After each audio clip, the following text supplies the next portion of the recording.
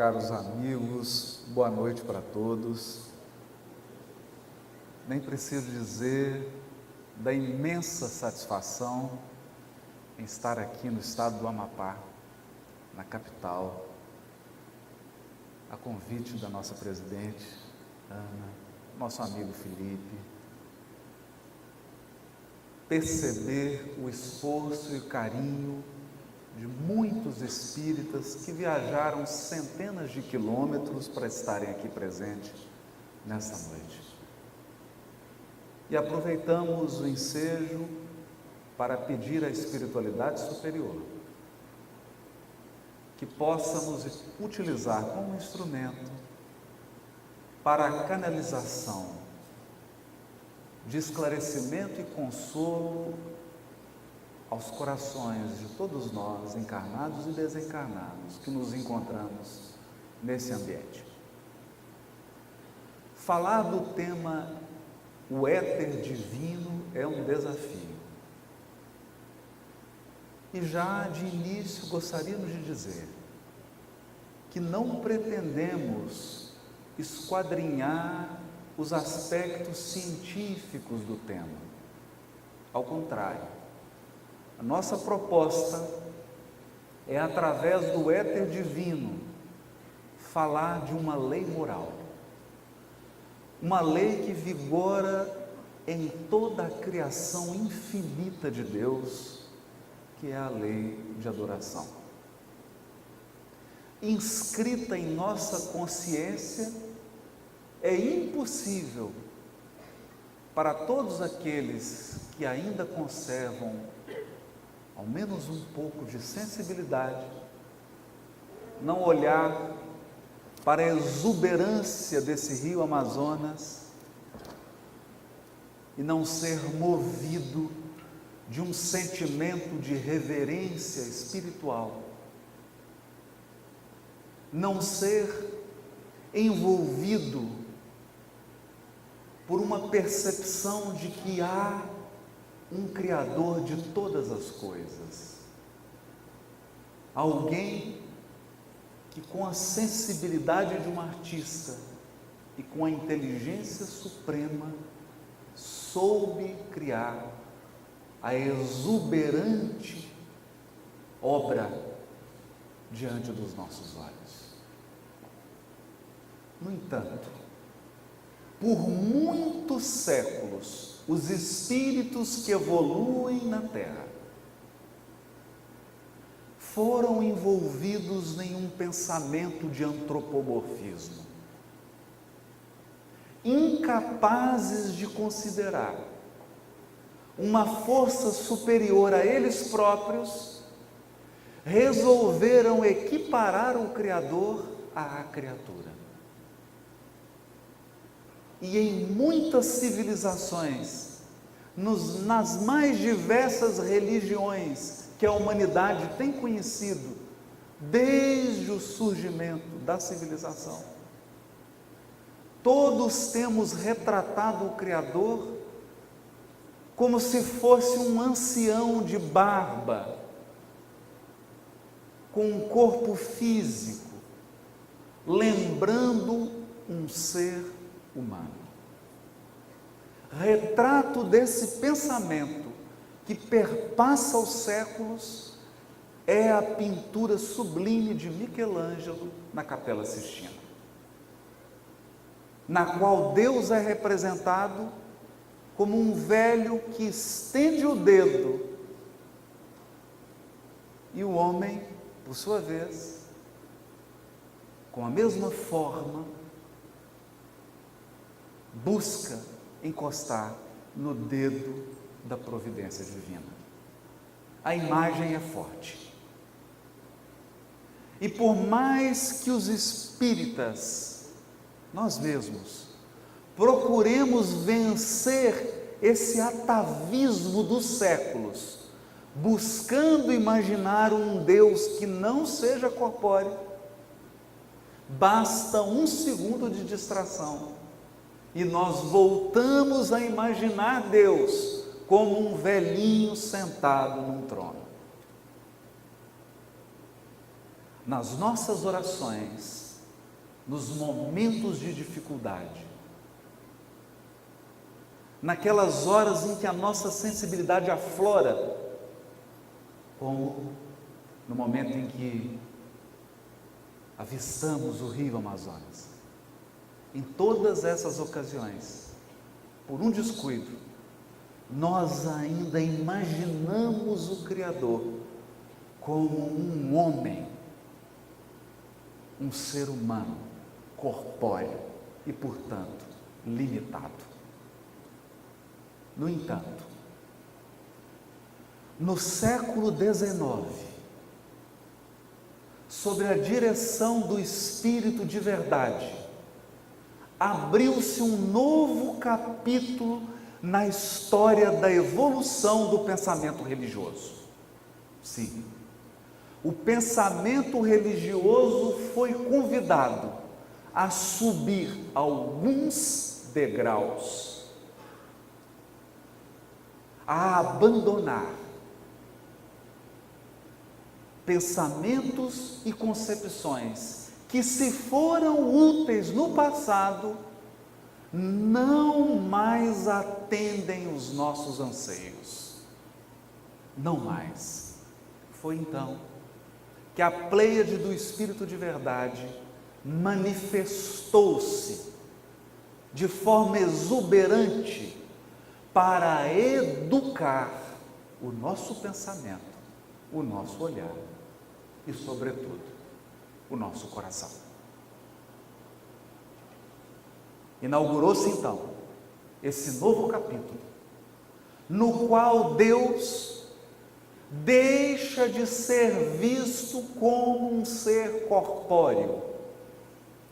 Deus deixa de ser visto como um rei da Idade Média.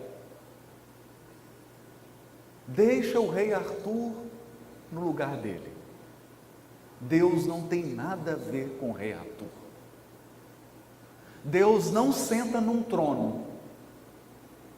Deus não tem cabelo branco, não tem barba, não tem olho, não tem boca, não tem mão. O que propunha então a magistral obra de Allan Kardec para o pensamento religioso humano? E aqui a grande dificuldade, porque o Espiritismo propõe um avanço tão profundo e tão significativo, que ele parece não ter qualquer relação com o sentimento religioso. Uma vez que a religião na Terra é vista como um conjunto de sacerdotes, um conjunto de templos de pedra, um conjunto de rituais e de dogmas. No entanto, os espíritos luminosos, sob a égide do Espírito de verdade, vinham revelar aos encarnados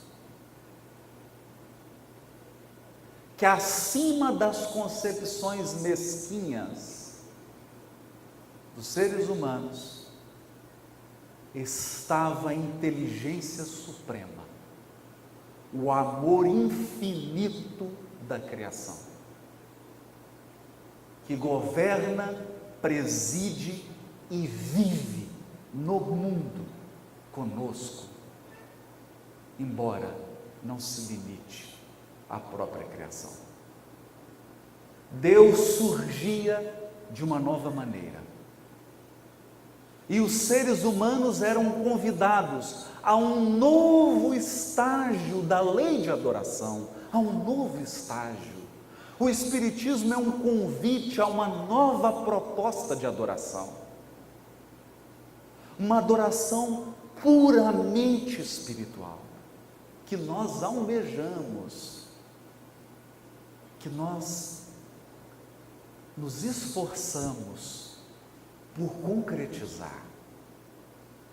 Nessa nova proposta de adoração, não há vestimentas especiais. Você pode estar de chinelo e bermuda no calçadão, em frente ao rio. Não há dogmas nem rituais específicos, porque você pode orar a Deus no silêncio e na solidão do teu quarto. Não há hierarquias, porque todos somos filhos de Deus, dignos do seu amor, do seu cuidado, da sua sublime providência divina. Não há um excluído, porque os filhos de Deus não são medidos pelas características do seu corpo.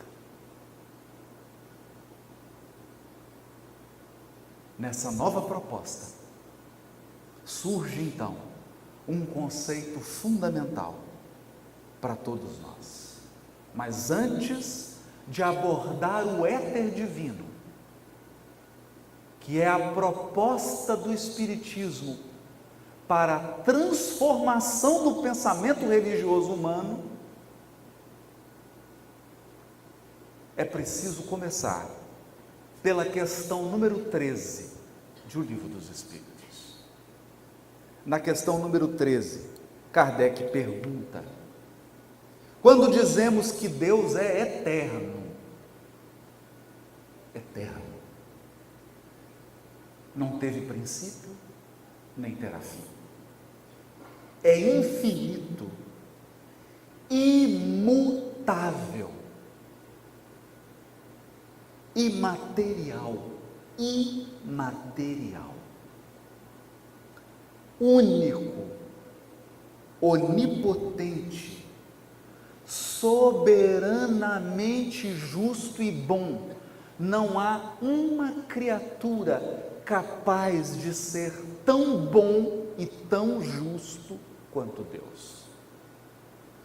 Temos ideia completa dos seus atributos?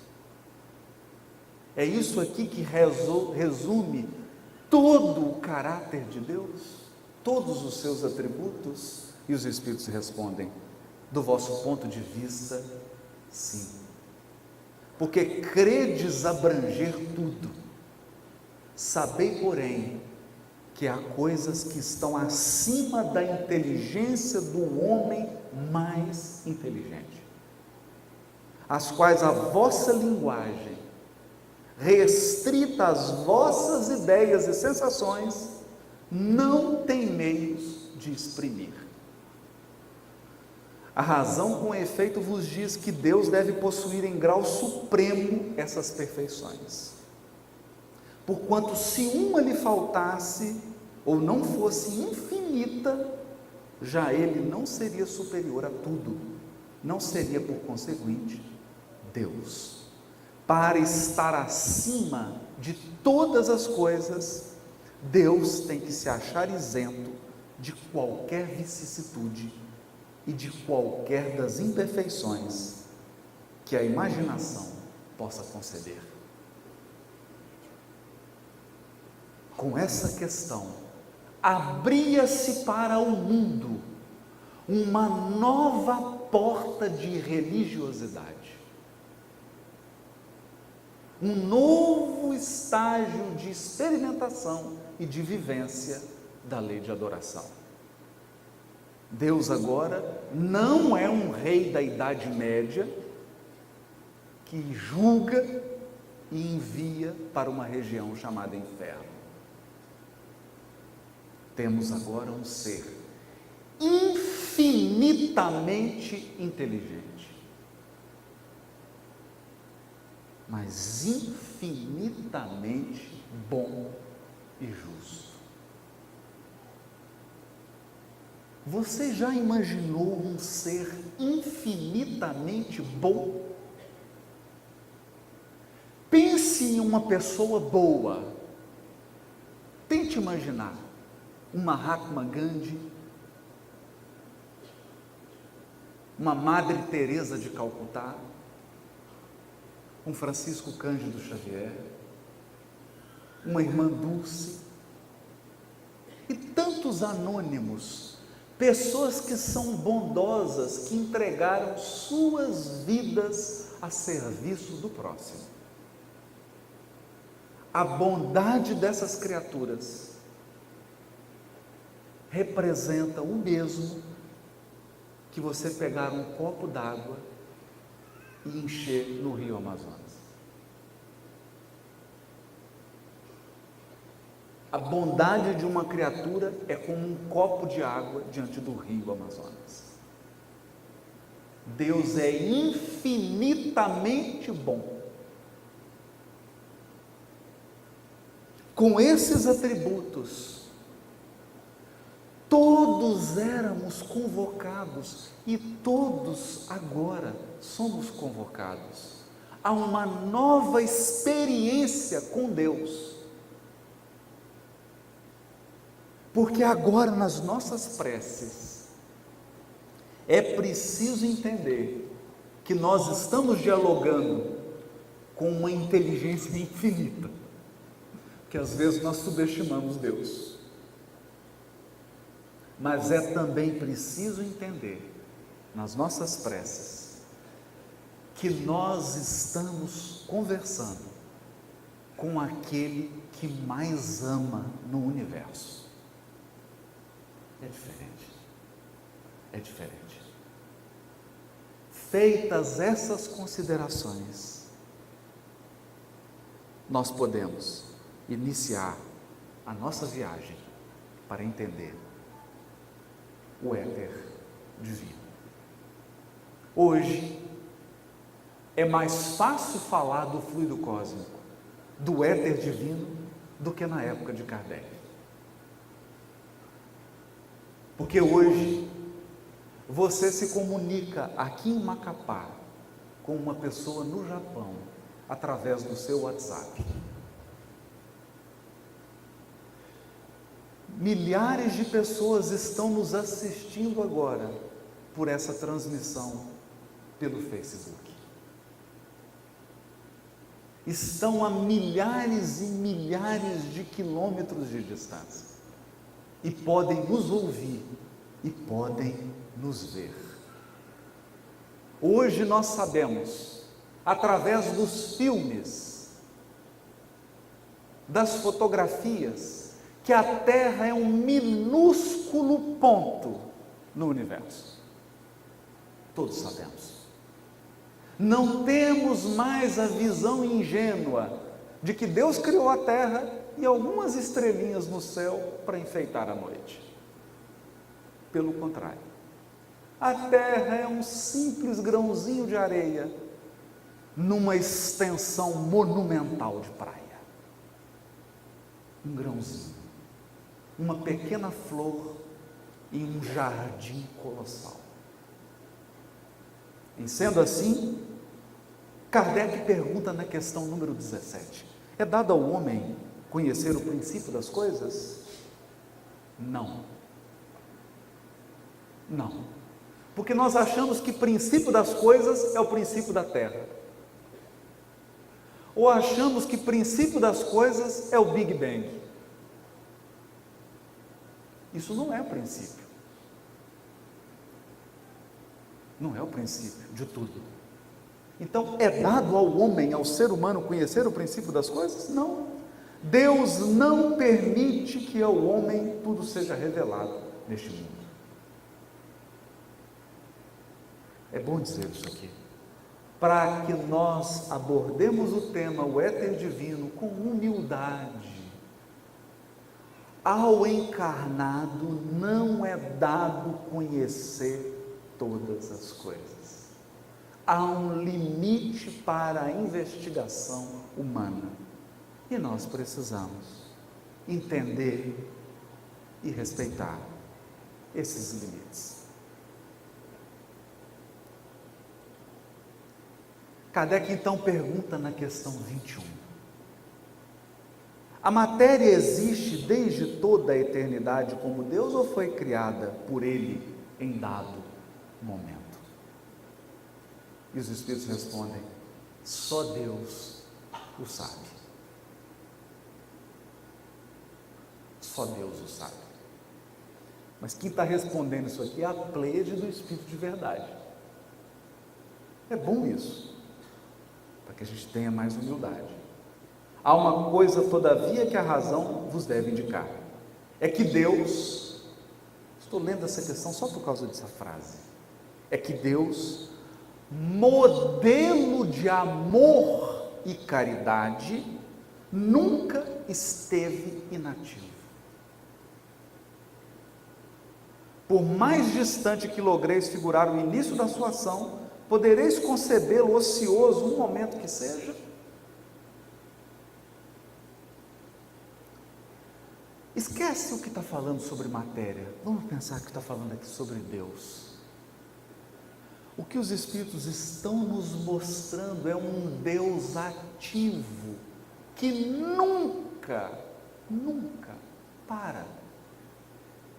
Nunca para. Ele está sempre agindo e atuando, porque alguns possuem uma crença de que Deus criou o universo e tirou férias e foi para alguma ilha. E o universo está funcionando sozinho, por leis automáticas e mecânicas. Não.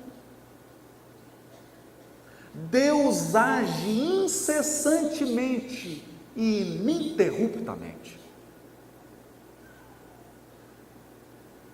Em linguagem popular, Deus não dorme. Deus não dorme.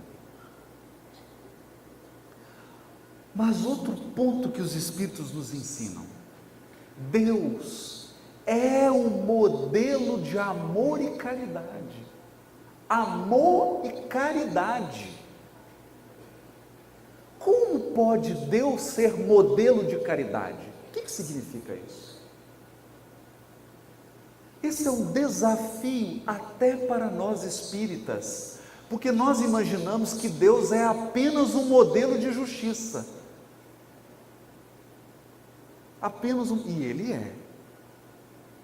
E Ele é modelo de justiça. Aliás, Deus é modelo de tudo, né?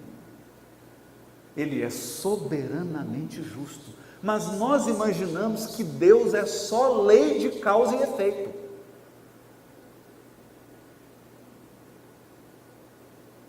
E não imaginamos que Deus é modelo de caridade. Então eu te pergunto, se você tem um agasalho, se bem que aqui usa agasalho? Não, né? Bom, mas lá na minha terra, Minas Gerais, a gente usa agasalho, porque lá tem frio, costuma esfriar, né? Em Curitiba também. Então, nesses lugares onde usam agasalho, às vezes algumas pessoas carentes não têm o agasalho. Então você olha para aquele agasalho que está no seu guarda-roupa, que você não usa, e você fala assim: eu vou fazer uma caridade. Caridade. Aí você pega o agasalho, vai para a rua e vê alguém que está passando frio e entrega aquele agasalho por um ato de bondade. E todos nós aqui chamamos isso de caridade. Hoje mesmo, todos nós, ao entrarmos aqui nesse teatro, fomos convidados a doar 1 quilo de alimento, porque é a nossa caridade para aqueles que não têm o que comer.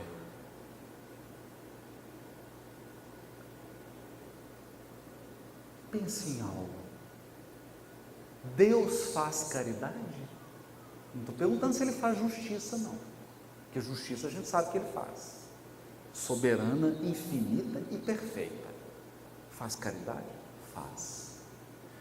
Deus não só faz caridade, Ele é o modelo da caridade no universo. Significa que não tem nenhum espírito na criação infinita mais caridoso que Deus. Então, quando você ora a Deus, Você ora pedindo a caridade dele? Não? Então começa. Começa a pedir a caridade e o amor, porque ele é modelo de amor e de caridade. Estamos forçando esse ponto? Vocês vão entender por quê. Que vai chegar um momento que nós vamos falar do fluido cósmico e tem duas características do fluido cósmico e eu gostaria que todos se lembrassem da questão 21 do Livro dos Espíritos, que é essa que eu li. Questão 21. Deus, segundo os Espíritos superiores, é modelo de amor e de caridade. Porque nós sabemos, pela questão número 1, que Deus é inteligência suprema. Nós já sabemos isso, questão número 1. Mas a questão 21 nos ensina outra coisa, que além de inteligência suprema, Deus é modelo de amor e de caridade. Ou seja, Deus é amor infinito, Deus é caridade infinita. Dá o que pensar isso. Nós vamos voltar na questão 21. Agora vamos falar sobre a criação. Na questão 22, Kardec faz uma pergunta inteligente aos espíritos. Ele diz assim, ele está no século XIX. Define-se geralmente a matéria como sendo o que tem extensão, ou seja, tem extensão, ocupa espaço. Isso aqui é um corpo extenso, ele ocupa espaço. O que é capaz de nos impressionar os sentidos, ou seja, o que eu pego, o que eu cheiro, o que eu sinto gosto, o que eu escuto, o que eu vejo, os sentidos. Impressiona algum sentido físico. O que é impenetrável, que na época acreditava-se que a matéria é impenetrável. E parece que é, né? Mas eu não consigo enfiar minha mão aqui dentro. Parece que é impenetrável a matéria. São exatas essas definições? Kardec está fazendo uma pergunta desafiadora, porque a ciência dizia que a matéria era isso. Olha o que os espíritos respondem. Do vosso ponto de vista, elas o são. Porque não falais senão do que conheceis. Então, os espíritos sutilmente estão dizendo assim, da matéria que vocês conhecem, olha só. Mas a matéria existe em estados que ignorais. Pode ser, por exemplo, tão etérea e sutil que nenhuma impressão vos cause aos sentidos. Contudo, é sempre matéria. Para vós, porém, não seria. Hoje nós já sabemos disso. Hoje a própria ciência sabe disso. Há partículas da matéria que não ocupam espaço. Então você não pode hoje definir a matéria como aquilo que você toca, que você vê, que é impenetrável. Não tem como definir matéria mais assim. Vou fazer uma brincadeira aqui, mas é verdade. Hoje nós vivemos num mundo em que fica um pouquinho difícil você dizer que é materialista. Quando alguém diz assim, eu sou materialista, tu pergunta assim, o que é matéria? O que é matéria? Pensa nisso. Você liga a sua televisão em qualquer canal e assiste a um programa. Como que esse programa veio parar na sua televisão? Eu me lembro da antiga TV Tupi e que tinha um apresentador.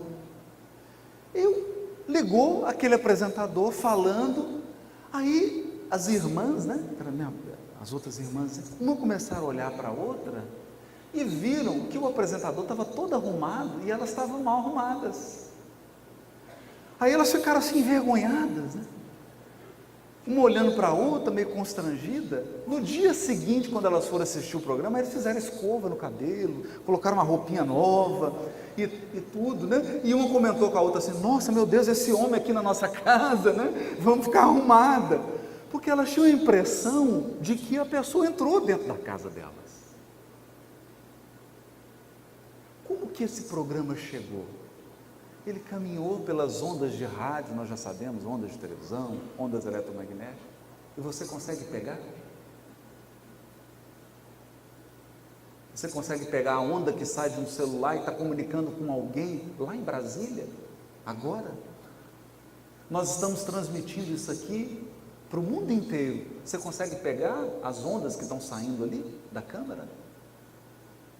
Então, que matéria é essa?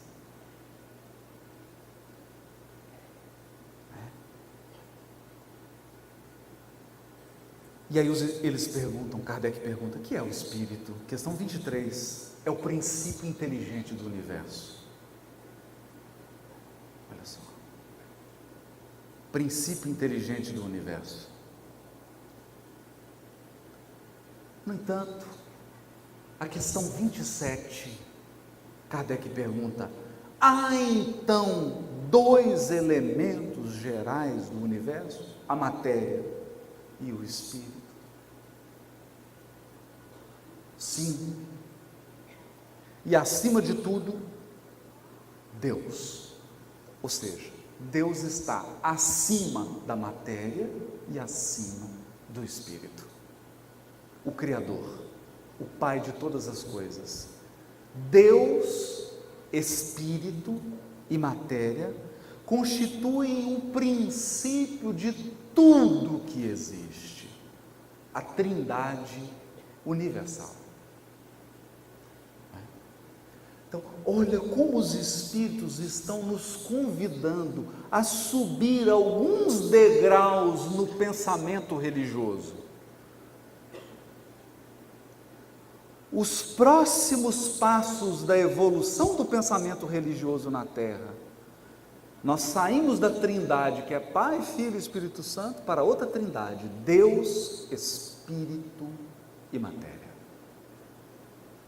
Os elementos constituintes de tudo o que existe.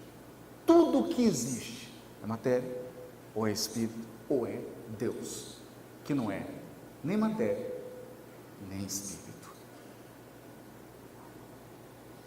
Mas, ao elemento material, tem que juntar o fluido universal, que desempenha o papel de intermediário entre o espírito e a matéria propriamente dita, por demais grosseira, para que o espírito possa exercer ação sobre ela.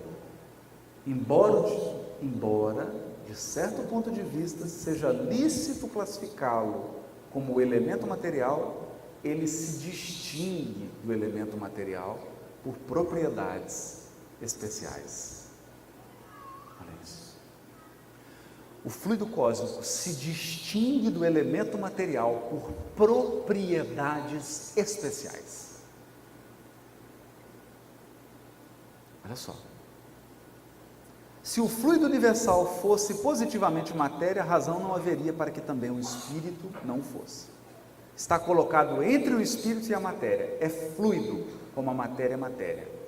E suscetível pelas inumeráveis combinações com a matéria e sob a ação do espírito, porque tudo que existe precisa de uma ação inteligente, a ação do espírito de produzir a infinita variedade das coisas, de que apenas conheceis uma parte mínima. Uma parte mínima. Eu vou fazer um exercício agora. Digamos que você entre num avião, não é nem da TAM, nem da Gol, nem da Azul, um avião sideral. Ele não anda a 850 km por hora, ele anda a 300.000 km por segundo. É um avião rapidinho assim. Se você não colocar o cinto, você perde o corpo. Imagina esse aviãozinho. Ele sai da terra, a 300 mil quilômetros por segundo. Pensa nisso. Daqui até a Europa deve ser uns 2.500 quilômetros. Eu estou falando 300 mil quilômetros por segundo. Para chegar no sistema solar mais próximo do nosso, você vai demorar 42 anos.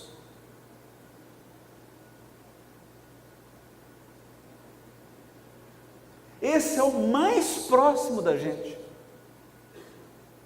Já imaginou? Então era uma moça falando assim: boa tarde, estamos aqui para o nosso voo ao sistema de Capela. Acomodem-se bem, o tempo em Capela está ótimo, nossa viagem vai durar 42 anos. Já pensou? O que nós conhecemos? O que nós conhecemos? É isso que os Espíritos estão dizendo. E aí prosseguem os Espíritos. Kardec foi tão inteligente que ele ficou, mas o que é esse fluido? Né? Porque o fluido, ele lembra uma energia, alguma coisa assim imponderável. E na época, o que estava surgindo de imponderável assim, que a ciência estava pesquisando? Eletricidade, magnetismo. Era o desafio da ciência da época de Kardec. Tanto que o século XIX se encerra com James Clerk Maxwell, formulando as leis do eletromagnetismo.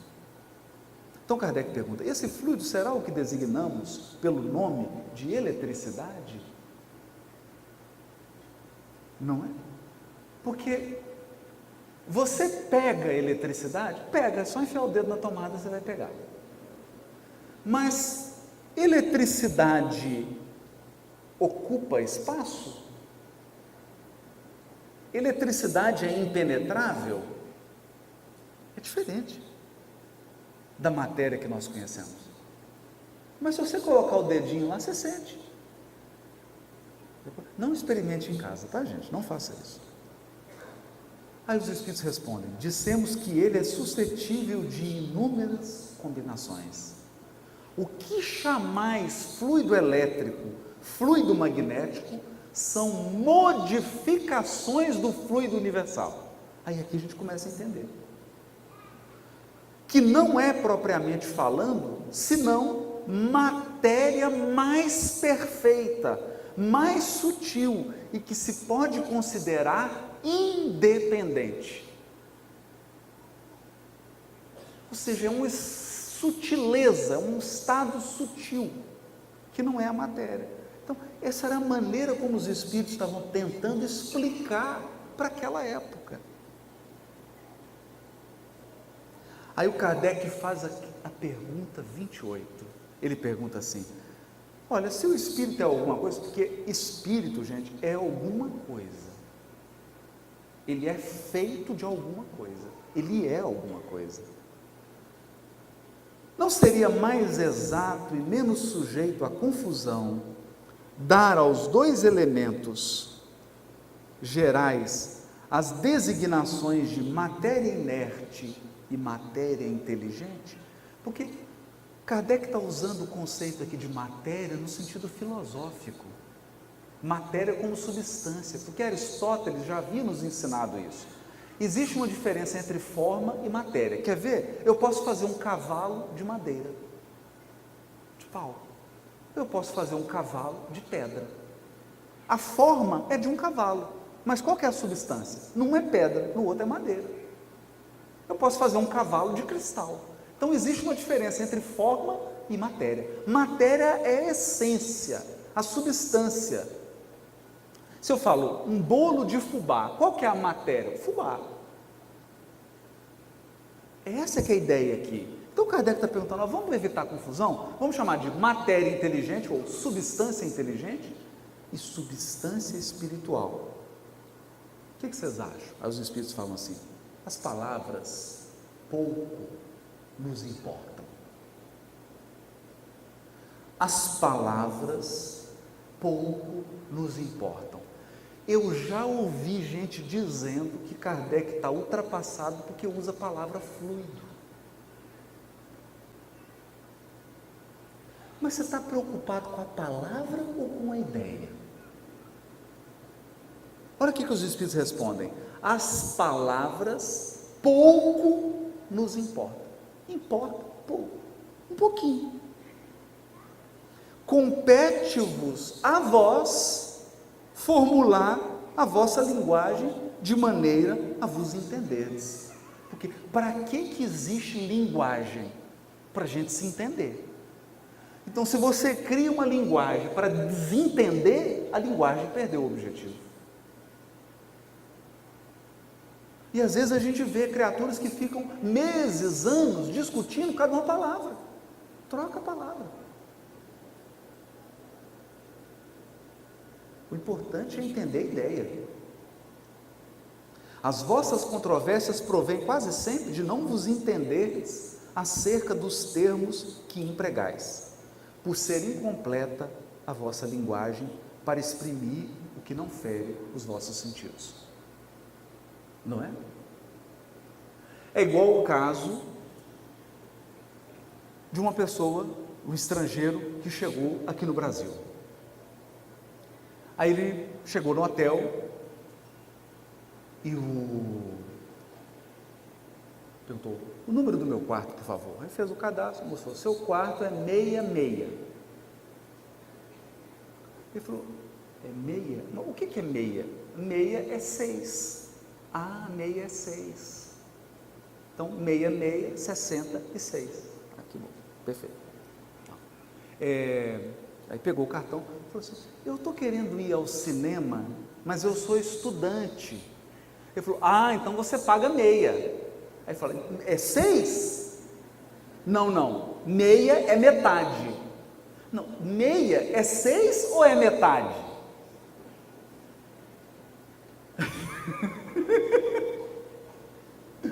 Aí, não, meia é metade.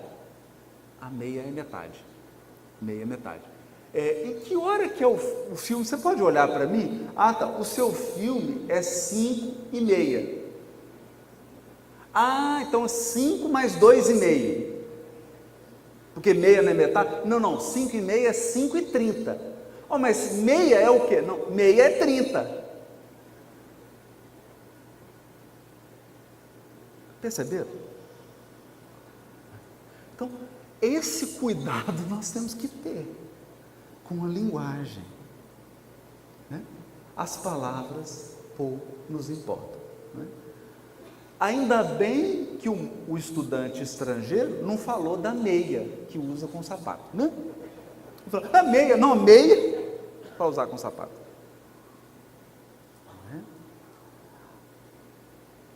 A matéria, olha só isso aqui, questão 29, para a gente chegar no fluido cósmico, tem que correr aqui. A ponderabilidade é um atributo essencial da matéria como a entendeis. Ponderável é: eu toco? Toda matéria é aquilo que eu posso tocar? Será? Da matéria como a entendeis, sim. Não, porém, da matéria considerada como fluido universal. Ou seja, gente, você não consegue tocar o fluido universal. Ele é imponderável.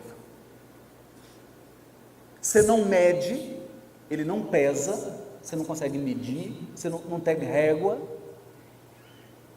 não consegue tocar, nem ver, ele é imponderável. Tão imponderável que a gente acha que ele não existe. Isso é importante.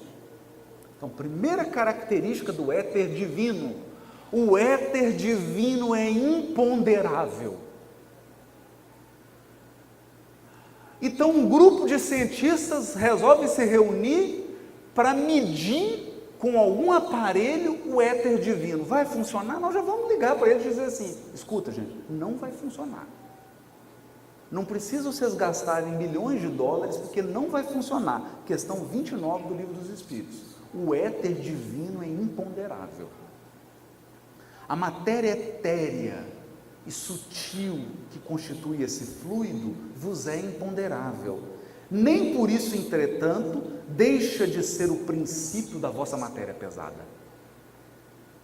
O fluido, o éter divino é imponderável, mas ele gera toda a nossa matéria. Olha o desafio. Olha o desafio. Questão número 36. O vácuo absoluto existe em alguma parte universal? Essa pergunta foi feita em 1856, porque o Livro dos Espíritos saiu em 1857, 55, 56. Olha o que os Espíritos respondem: não há vácuo. Somente agora, em meados do século XX, comprovou-se que não existe vazio em lugar nenhum. Não existe vácuo. O que te parece vazio está ocupado por matéria que te escapa aos sentidos e aos instrumentos. Pode pegar telescópio, microscópio, tudo quanto é instrumento material. Você não consegue medir com instrumentos materiais essa matéria sutil que preenche todo o espaço universal. Ou seja, não existe vazio. Acontece que a ciência hoje já comprovou isso, através de um experimento que eu vou falar rapidamente, chamado efeito Casimir. O que significa isso? Aqui no Rio Amazonas, quando os navios grandes vão navegar, eles têm que tomar um cuidado, todo mundo sabe disso. Eles não podem se aproximar muito um do outro. Por quê? Porque se você tem um navio próximo do outro, você tem mais água do lado de cá e mais água do lado de cá, e pouca água entre eles. Então a pressão que existe fora dos navios faz com que os navios sejam empurrados em direção ao outro. Então, quando dois navios aqui se aproximam muito, se aproximar muito, a água faz com que eles choquem, mesmo parados. Isso nós sabemos isso desde Arquimedes. É recente isso, tem só uns 3.000 anos nós sabemos isso. Qual o experimento que foi feito? Pegaram duas... Eu vou falar isso metaforicamente, porque o experimento é muito mais sofisticado, não vou gastar tempo aqui explicando o experimento. Mas pegaram basicamente duas plaquinhas bem fininhas, imagina isso, uma plaquinha bem fininha, e colocaram as duas no vácuo absoluto. Vácuo. Para quê? Para aproximar uma plaquinha da outra. Se o vazio existe, você pode aproximar o quanto você quiser. Não tem nada. Então, não tem nada do lado de cá, não tem nada do lado de cá, e não tem nada no meio. Então pode aproximar. Acontece que, quando aproximaram, as plaquinhas juntaram, revelando que no vácuo existe um campo de energias flutuantes, para dizer bem simples, né? Vamos simplificar, e empurrou as plaquinhas, ou seja, não existe vazio.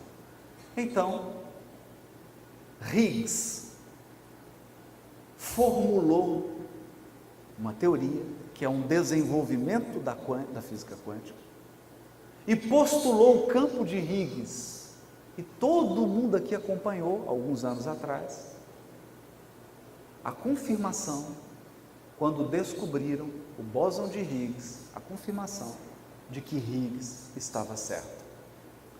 O que Higgs diz na sua teoria? Todo o universo está banhado por um oceano de energia chamado campo de Higgs,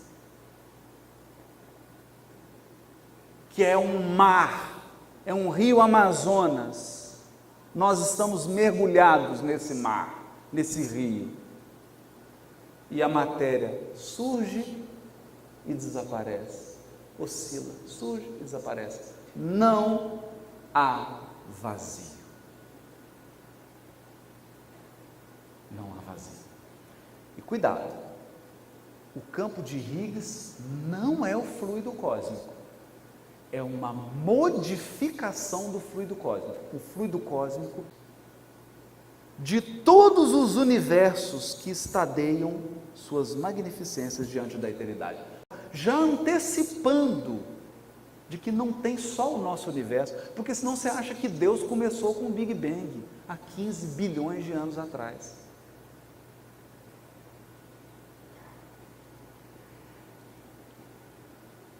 A matéria cósmica, o éter divino, é a mãe fecunda de todas as coisas, a primeira avó. Que interessante, né?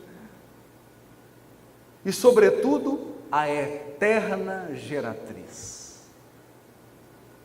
O éter divino está gerando ininterruptamente. Absolutamente não desapareceu essa substância. Ela não desaparece nunca.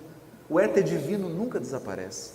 De onde provém as esferas siderais, não morreu essa potência, pois que ainda incessantemente dá à luz novas criações e incessantemente recebe, reconstituídos, os princípios dos mundos que se apagam do livro eterno. Então, tudo que é criado vem do éter divino, e tudo que morre, a forma, né?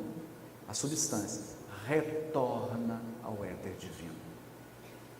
Nós estamos falando da matéria, não do espírito. A substância etérea, mais ou menos rarefeita, porque ele vai se materializando. Então, o fluido cósmico, ele se materializa, né? Que se difunde pelos espaços interplanetários.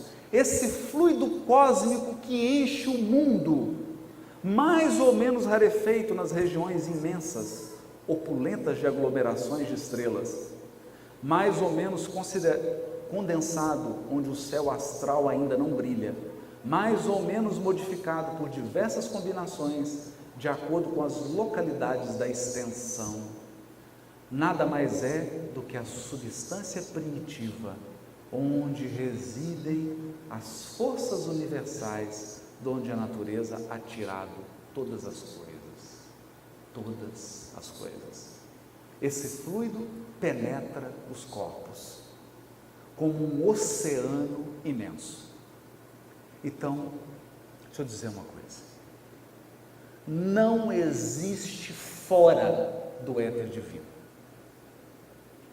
Toda a criação infinita está dentro do éter divino, mergulhada no éter divino.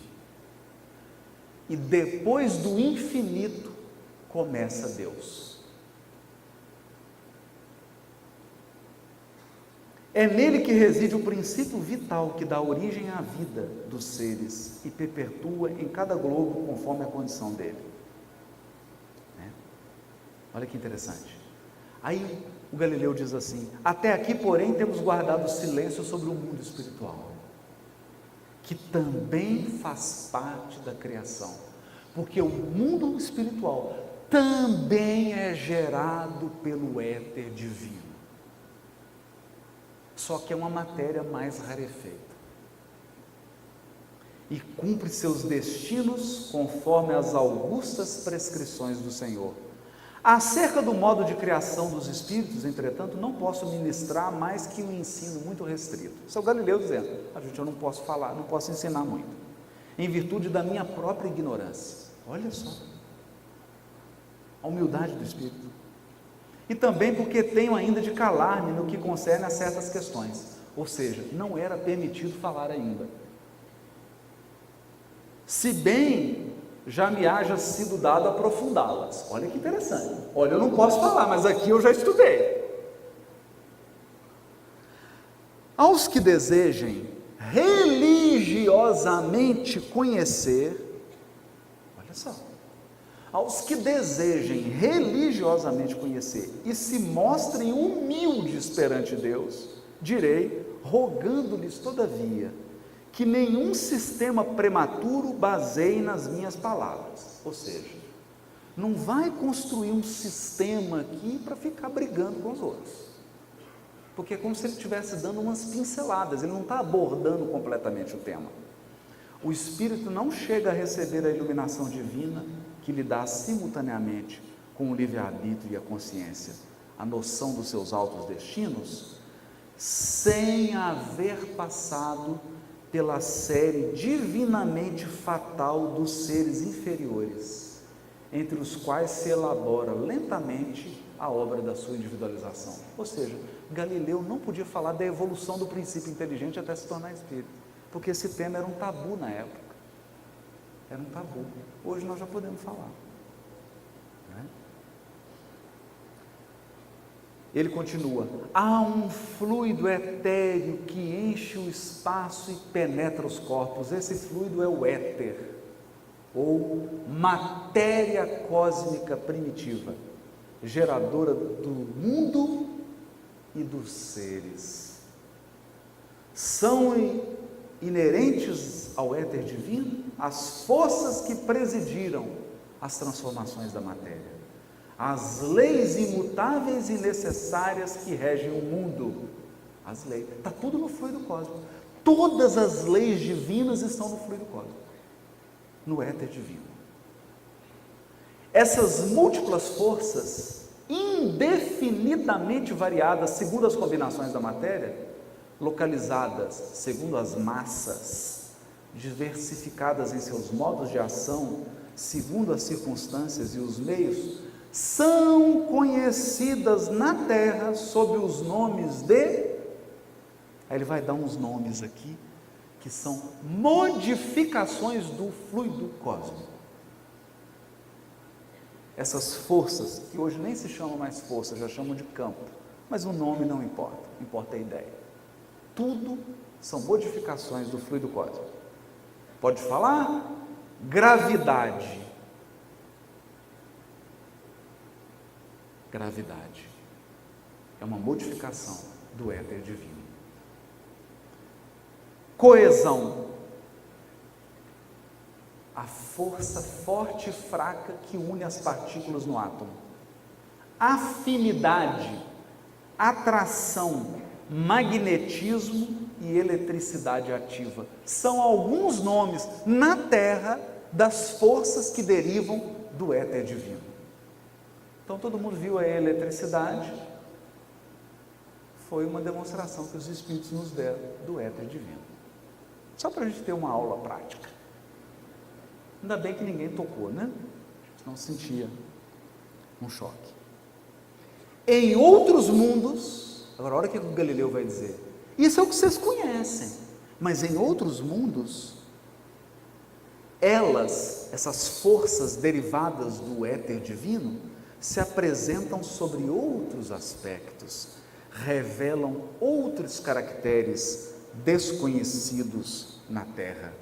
E na imensa amplidão dos céus, forças em número indefinido se têm desenvolvido numa escala inimaginável, cuja grandeza tão incapazes somos de avaliar, como é o crustáceo, o camarão, no fundo do oceano, para aprender a universalidade dos fenômenos terrestres.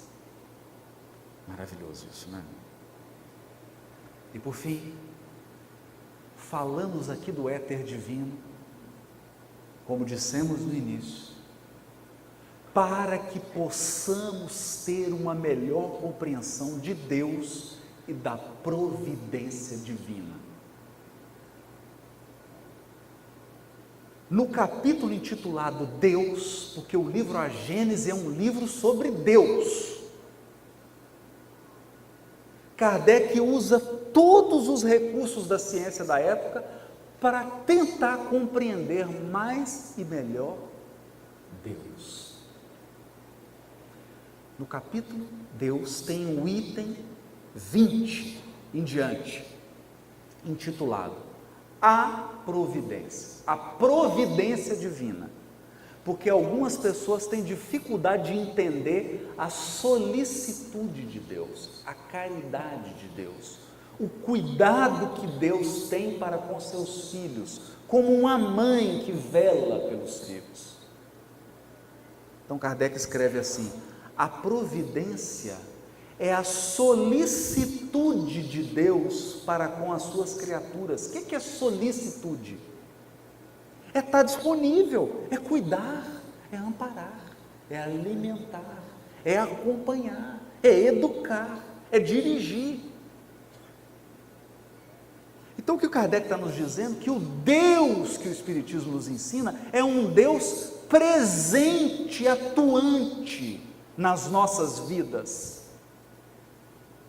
solícito. Por quê? Porque Ele é amor infinito, Ele é caridade infinita e Ele é inteligência suprema. Ele, Deus, está em toda parte, tudo vê, a tudo preside. Quem preside? Quem é o presidente do universo? É Deus. Mesmo as coisas mais mínimas, é nisto que consiste a ação providencial. Aí o Kardec põe entre parênteses assim: como pode Deus, tão grande, tão poderoso, tão superior a tudo, imiscuir-se em pormenores ínfimos, preocupar-se com os menores atos e os menores pensamentos de cada indivíduo? Esta interrogação, que a si mesmo dirige o incrédulo, concluindo por dizer que, admitida a existência de Deus, só se pode admitir quanto à sua ação que ela se exerça sobre as leis gerais do universo.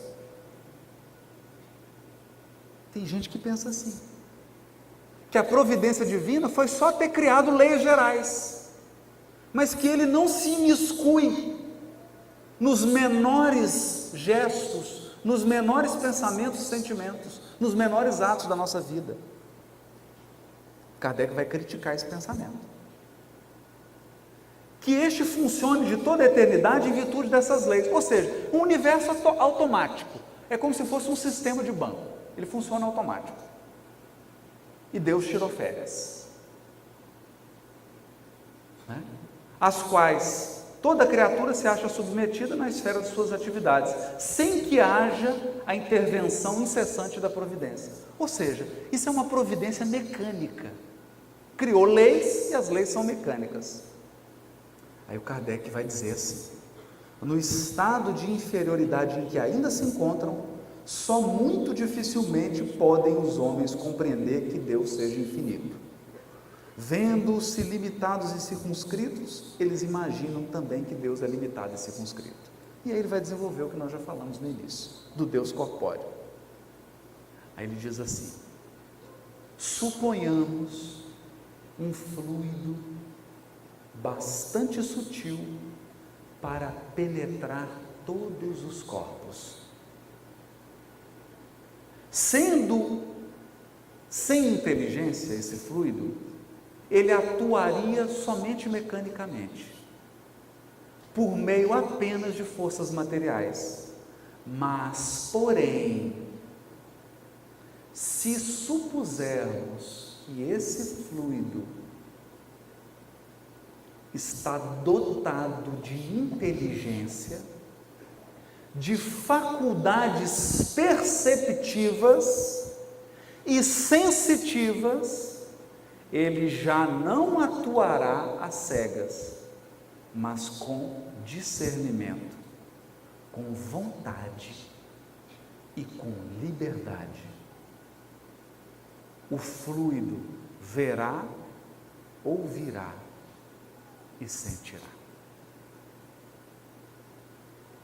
Com isso, Kardec estava, com o auxílio dos espíritos superiores, nos ensinando que o éter divino é o veículo de transmissão do pensamento e do amor de Deus.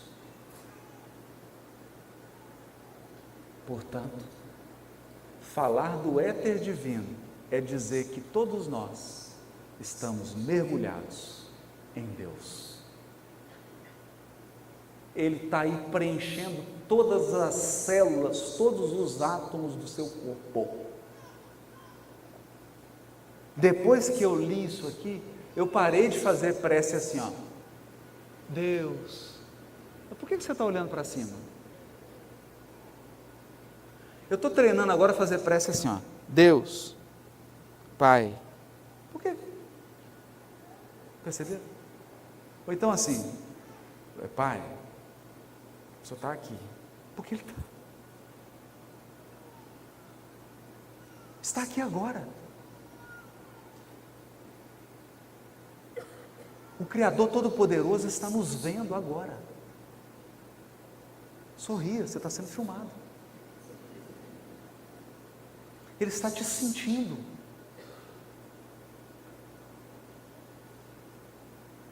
Cada movimento dos átomos do seu corpo, Ele está sentindo.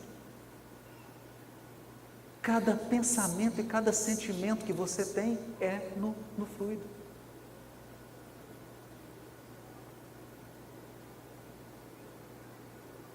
As propriedades do fluido perispirítico nos dão essa ideia.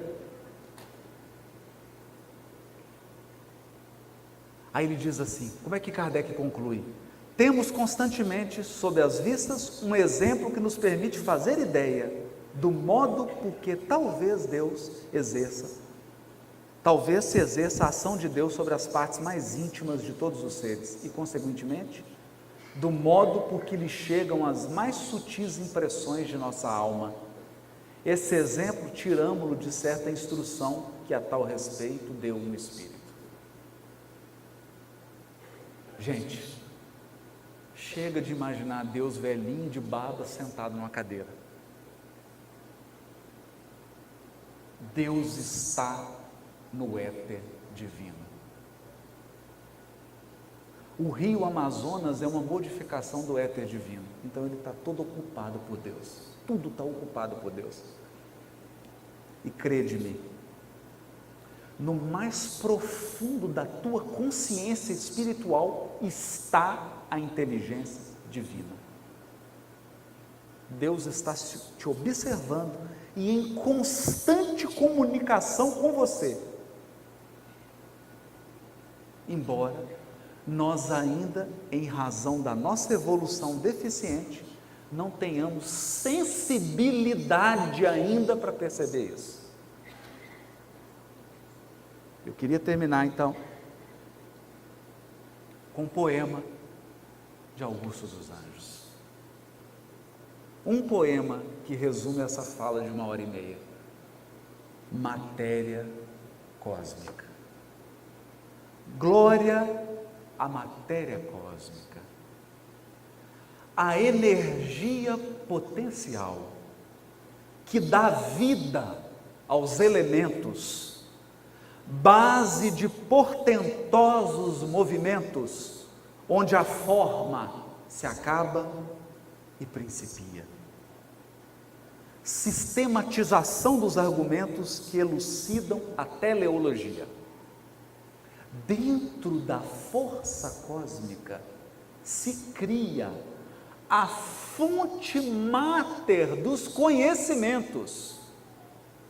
É do mundo, faz parte do mundo o ó ignoto, o éter divino, onde Deus grava a história do destino, dos seus feitos de amor, no amor imersos. Livro onde o Criador inimitável grava com o pensamento almo e insondável, seus poemas de seres e universos. Muito obrigado, Amapá. Um abraço para todos.